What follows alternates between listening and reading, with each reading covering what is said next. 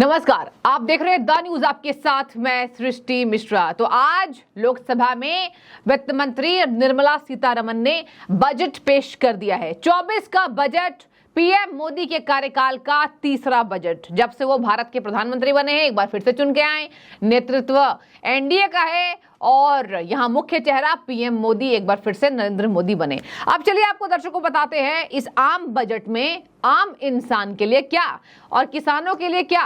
देखिए, यहाँ किसानों के लिए भी है, युवाओं के लिए भी पिटारा खोला है मोदी सरकार ने। और यहाँ पर बातचीत की जाए तो किसानों के लिए पिटारा खोलने के बावजूद भी राकेश टिकैत ने तमाम मीडिया वालों से बातचीत की है। राकेश टिकैत ने कहा कि केवल दिखाने के लिए है, जमीनी स्तर पर सरकार ने कोई काम नहीं किया है। और तब उनसे पूछा गया कि अब तो किसान सम्मान निधि योजना बढ़ा दिया गया है, 6,000 से 8,000 तक आपके यहाँ पर इस राशि को कर दिया गया है और सालाना आपको 3 से 4 बार आप इस राशि को पा सकेंगे सरकार के द्वारा। अब ऐसे में इस अमाउंट को बढ़ाया गया, केसीसी की लिमिट बढ़ाई गई और 5 लाख तक लोन के लिए छूट दी गई है, रियायत दे दी है सरकार ने। इसके बावजूद भी राकेश टिकैत जैसे लोगों को दिक्कत हो रही है। दर्शकों, आपको बता दें, अब 3 लाख तक कमाने वाले लोगों पर कोई कर नहीं है और तमाम तरीके से इस बार आपने देखा सरकार महंगाई और बेरोजगारी में घिरी है। आप ये बात इग्नोर नहीं कर सकते हैं और मोदी सरकार को ये पता थी कि कहीं ना कहीं इस बार थोड़ा घाटा संविधान तमाम बयानों से हुआ ही, लेकिन थोड़ी सी बात ये भी हुई कि सरकार ने महंगाई और बेरोजगारी पर खूब अधिक ध्यान नहीं दिया। ये बात मद्देनजर किया जा रहा है। और देखिए, इसी तहत मैं आपको बता दूं कि महंगाई के लिए सरकार ने कहीं ना कहीं बोझ को कम करने का काम किया है। युवाओं के लिए ज्यादातर पिटारे खोले गए। सबसे ज्यादा आज नजरें टिकी हैं बिहार और आंध्रा को मिली सौगात पर। अब लोग कह रहे हैं कि सरकार बचाने के लिए बिहार को और आंध्रा को सौगात दे दी गई है। तो देखिए, यहाँ पर किसी भी तरीके से अगर ऑपोजिशन यहाँ आज सरकार में होती, वो भी यही काम करती।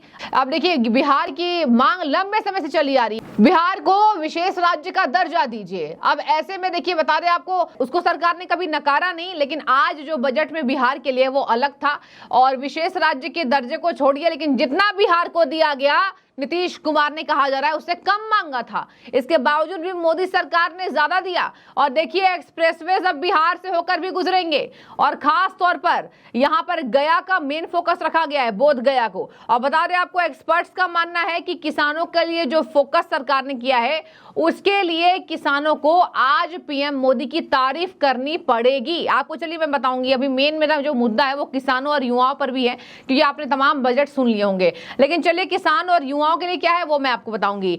पीएम किसान योजना के तहत अमाउंट को देखिए बढ़ा दिया गया है और केसीसी की लिमिट बढ़ाई गई है। किसान क्रेडिट कार्ड की लिमिट 5 लाख रुपए किया गया है। किसानों को ये लोन आसानी से मिल सकेगा। अब देखिए, यहाँ पर ऐलान क्या क्या होंगे, तो कहा जा रहा है कि 6,000 राशि से बढ़ा करके 8,000 तक बढ़ा दी गई है किसान सम्मान निधि योजना। आपको आगे बता दूं, यहाँ महिला किसानों के लिए वित्तीय सहायता का विस्तार सरकार कर सकती है और इसी के तहत बातचीत की जाए तो 4.1 करोड़ युवाओं के लिए प्रधानमंत्री पैकेज की घोषणा इस बजट में हुआ है। रोजगार के लिए 1.48 लाख करोड़ का प्रावधान इस बार मोदी सरकार लेकर आई है। अब देखिए, तब भी यहाँ ऑपोजिशन कहेगी एनडीए सरकार कहिए, एनडीए सरकार कहिए, मोदी सरकार नहीं है। नेतृत्व तो पीएम मोदी का ही है, प्रधानमंत्री तो वही है, तो मोदी सरकार बोलने में क्या हर्ज है। अब मैं आपको बता दूं, इसी के तहत कहा जा रहा है देश के युवाओं में जो रोष था वो थोड़ा ना थोड़ा कम होने का इस बार बजट में ऐसा काम किया गया है। वो पेशकश की गई है कि देश के युवाओं का रोष जो है, गुस्सा जो है मोदी सरकार से, वो कम हो। ये जाहिर सी बात है, सरकार ने बेरोजगारी महंगाई को उतना तवज्जो नहीं दिया जितनी तवज्जो इस बार देनी चाहिए थी। और आप देखिए, तमाम जगहों पर जो बीजेपी का नुकसान है वो अधिकतर कहा जा रहा है महंगाई और बेरोजगारी और थोड़ी बहुत कैंडिडेट से जो नाराजगी लोगों की चल रही थी। संविधान का खतरा तो चलिए कुछ कुछ राज्यों में हुआ है, लेकिन हर जगह ऐसा नहीं है। जहां जहां बीजेपी ने लूज किया कि हर जगह संविधान का खतरा है। दर्शकों, महंगाई बेरोजगारी पर महिलाओं ने इस बार मोदी सरकार को वोट नहीं किया है, ये बात माननी पड़ेगी। आगे मैं आपको बता दूं, प्रधानमंत्री पैकेज घोषणा सुनते जाइए। मैंने बात की आपसे, मैं केवल युवाओं और किसानों की बात करने आई हूं। प्रधानमंत्री पैकेज की घोषणा दर्शकों, कहा वित्त मंत्री निर्मला सीतारमण ने साफ कह दिया कि मुझे 2 लाख करोड़ रुपए के केंद्रीय परिव्यय के साथ साथ 5 वर्षों में 4.1 करोड़ युवाओं के लिए रोजगार, कौशल, अन्य अवसरों की सुविधा के लिए 5 योजनाओं को प्रधानमंत्री पैकेज की घोषणा ये करते हुए खुशी महसूस हो रही है। इस वर्ष हमने शिक्षा, रोजगार और कौशल के लिए 1.48 लाख करोड़ का प्रावधान किया है, जो कि नया इस बार बताया जा रहा है। आपको बता दें कि रोजगार से जुड़ी प्रोत्साहन योजना दी जाएगी, जहां पर ईपीएफओ पर ये प्रधानमंत्री पैकेज जो है वो आधारित होगा। इसके अलावा योजना के तहत पहली बार नौकरी कर रहे कर्मचारियों को नियोक्ताओं का ध्यान रखा जाएगा। पहली बार जो भी कर्मचारी नौकरी कर रहे हैं, अब उनका भी विशेष यहाँ पर ख्याल रखा जाएगा। और बता दें आपको, यहाँ पर कहा जा रहा है कि बातचीत में अगर आए तो पहली बार काम करने वाले कर्मचारी, सुन लीजिए ध्यान से, को 3 किस्तों में पहला वेतन दिया जाएगा। ईपीएफओ में पंजीकृत होने के साथ साथ न्यूनतम राशि 15,000 रुपए की होगी और ईपीएफओ में पंजीकृत लोगों को ये मदद मिलेगी। योग्यता सीमा 1 लाख रुपए प्रति माह होगी। योग्यता सीमा कितनी होगी? 1 लाख प्रति माह, मतलब जो लोग 1 लाख रुपए महीने कमाते हैं। आगे सुनिए, इससे 2.10 करोड़ युवाओं को फायदा होने वाला है। तो ये देखिए, बजट काफी खास है। युवाओं का यहाँ पर कहा गया था कि युवाओं के लिए वित्त मंत्री कुछ इस बार बजट में एक अलग कुछ लेकर आएंगी, उसकी पेशकश करेंगी। और दिखाई दे रहा है दर्शकों, अब ये इग्नोर करना नहीं होगा कि युवाओं के लिए सरकार ने कुछ नहीं किया है। अब आपने सुना होगा तमाम राकेश टिकैत क्या कह रहे हैं। राकेश टिकैत को किसान नेता हैं। देखो, बजट दिल्ली के कागजों में उनको ठीक लगता होगा, लेकिन ग्रामीण पृष्ठभूमि पे ठीक नहीं है। इसका ज्यादा लाभ किसानों को नहीं होगा, कंपनियों को जरूर लाभ होगा। जो ऑर्गेनिक और नेचुरल फार्मिंग की बात करिए, वो भी कोई न कोई एनजीओ, कंपनी, कोई संस्था वो इसको लेगी और वो कहेगी कि हम इतने किसानों को खेती करने सिखाएंगे ऑर्गेनिक। यह आएगा, उस पर पैसा चला जाएगा। वो इसका ये देखना कि किस मद में पैसा जाएगा। डायरेक्ट किसानों को लाभ देना है तो उसकी फसलों की कीमतें देनी पड़ेगी, उसके लिए प्रावधान करना पड़ेगा। आप उसको पानी फ्री दे दो तो सीधा लाभ किसानों को मिलेगा। आप उसको सस्ता फर्टिलाइजर दे दो, दवाइयां दे दो। क्या जितने इक्विपमेंट एग्रीकल्चर में लगते हैं उस पर जीएसटी नहीं है? आप उसको फ्री कर दो तो इक्विपमेंट कुछ सस्ते हो जाएंगे। तो ये सारी चीजें हैं। आप सोलार पे दो, आप बिजली पे आप दो। एग्रीकल्चर ग्रामीण, उसमें पूरा जो अगर भूमिहीन किसान है वो भी एग्रीकल्चर में ही आता है। आपने उसके लिए क्या सुविधा करी? जो दूध उत्पादन करने वाले किसान, हमारी महिलाएं, माताएं हैं, वे भूमिहीन हैं, उनके पास में जमीन भी नहीं है, लेकिन वो दूध का उत्पादन करती है। उसके लिए क्या किया बजट में?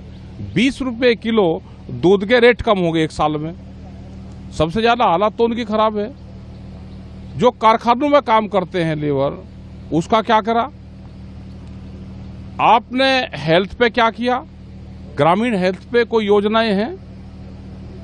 एजुकेशन आप उनको फ्री दे दो, उन पे काम करना चाहिए। एजुकेशन जो दिल्ली की एजुकेशन है, आप वो करो ना गांव में भी बढ़ावा। मैं बता दो कि कोई न कोई एनजीओ, कंपनी आएगी, वो पैसे लेगी, वो कहेगी कि मैं नेचुरल फार्मिंग किसानों को सिखाऊंगी। वे 100 किसानों को बुलवाएंगे, उनका बजट लेंगे, उनको बताएंगे कि आप इसमें गोबर की खाद गिरो, ये गिरो। ये तो किसान कर ही रहा। आप उसकी अलग से मार्केटिंग आप अगर दे दोगे, उसकी अलग मार्केट दे दो उसकी, तो किसान तो नेचुरल फार्मिंग कुछ किसान कर रहे हैं। हमने तो कहा कि डिजिटल बढ़ाओ ना, हमें किसानों को डिजिटल कैंपेन से जोड़ दो। हमारा गन्ने का भुगतान, दूसरी भुगतान भी आप डिजिटल से कर दो। कौन सी टेक्नोलॉजी आप डिजिटल से दोगे किसानों को? भाई हमारा भुगतान भी जोड़ दो ना आप उसी से, डिजिटल से ही, डिजिटल प्लेटफॉर्म से आप बढ़ाओ। प्रधानमंत्री का पायलट प्रोजेक्ट है डिजिटल कैंपेन, आप बढ़ा दो। हमारा गन्ने का फसल तो 1 साल में आ रही फसल 1-1.5 साल में, और भुगतान उसका होता है वो भी 12 महीने में, 8 महीने में। अभी कुछ फैक्ट्रियों का भुगतान जो गन्ने का है वो नवंबर दिसंबर का हुआ। आप कौन से सेक्टर में कितना फंड दोगे? आप कल तो ये भी कहोगे कि पुलिस को हमने इतना फंड दे दिया, उसकी तनख्वाह दे रहे हैं हम। जो सेक्टरों में पैसे देने की बात करी, इसको डिफाइन करना पड़ेगा कि किस सेक्टर में कितना जा रहा है और वो कहाँ लग रहा है। आप भाव देने की बात नहीं करते, सारी बात करते हो, भाई एमएसपी गारंटी कानून दे दो। आप ये तो कहो कि हम सब फसलें हम खरीद देंगे, उसका नुकसान होगा तो हम भरपाई सरकार करेगी, उसकी कुछ नहीं कर रही। अभी बाढ़ आई, पूरा हमारा उत्तर प्रदेश और बिहार बहुत हिस्से बाढ़ से प्रभावित हुए। क्या उन किसानों को लाभ मिल रहा है? नुकसान की कोई भरपाई हो रही है? वो नहीं हो पा रही है। नई किस्में लेकर आ रही, जिस तरह से क्लाइमेट चेंज हो रहा है वो उनका ठीक है कि उस तरह की फसलें सरकारें लेकर आ रही है, लेकिन उसमें जेनेटिकली मॉडिफाइड सीड नहीं होने चाहिए, जीएम सीड उसमें नहीं होने चाहिए।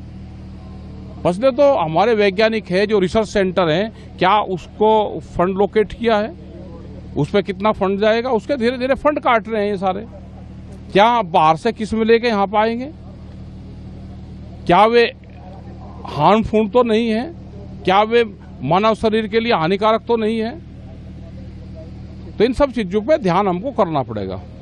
किसानों के लिए सरकार ने ऐलान किया है। पहले ये बात चल रही थी राकेश टिकैत के द्वारा कि किसानों को देखना कुछ नहीं सरकार देगी, लेकिन किसानों को देकर के सरकार ने ये दिखा दिया है कि हम किसानों के लिए हितैषी हैं और इस बार के बजट में हमने किसानों के लिए यहाँ पर मुश्किलें जो है वो कम करने के लिए एक बेड़ा उठाने का काम किया है। दर्शकों, आपको मैं बता दूं यहाँ पर क्या कहा जा रहा है। यहाँ पर कहा जा रहा है कि केसीसी के लिए, किसान क्रेडिट कार्ड के लिए कुल 9% का ब्याज दर होता है। इस योजना में 2% की सब्सिडी केंद्र सरकार द्वारा दी जाती है। अगर 1 साल पूरा होने से पहले ही किसान लोन चुका देते हैं तो किसानों को 3% की और छूट दी जाएगी। इस तरह इस लोन का ब्याज दर महज 4% रह जाती है, इसलिए इसे देश का सबसे सस्ता लोन कहा जाता है जो भारत के किसानों को मिलता है। अब देखिए यहाँ पर केसीसी के प्रावधानों को भी थोड़ा बहुत बदलने की कोशिश सरकार ने की है। तो देखिए, हर तरीके से सरकार ने किसानों को और युवाओं को इस बार के बजट में खुश करने का बेड़ा उठाया है। लेकिन आप क्या खुश हैं? क्या आपको लगता है कि बजट में थोड़ी राहत मिली है?